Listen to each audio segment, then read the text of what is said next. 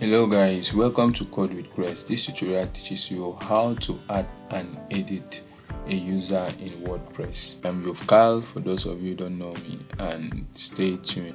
So you can also continue, like you check on other features like the users. These are the people who are on your system, like the users of the system. When somebody creates an account, it appears there and the role of the user is there. For example, here the role of me here, admin, is administrator, and the email here is codewithcrest.com. So that's it.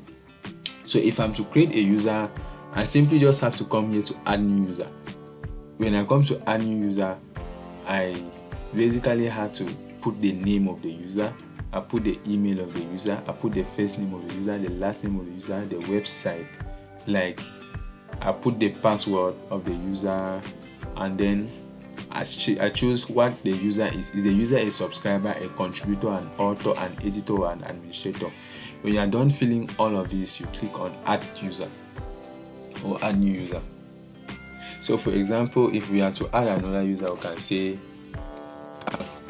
you put the email.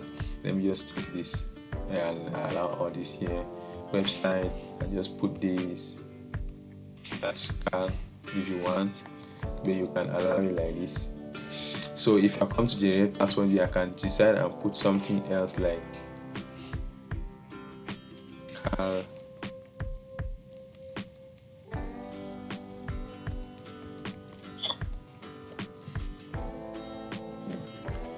Yes, you can say confirm weak password. Then now I choose what is cal. Is cal an editor, author, contributor, subscriber? Let me just choose subscriber. Then you click on add new user. When you click on add new user, it does basically authenticate. So I've been added as a user of this system, and I have been emailed as we are talking. I have an email notification I just entered here from there that is telling me that my user registration details, my username, card, direct details, my password, everything has come here. So that is it, how to add a new user.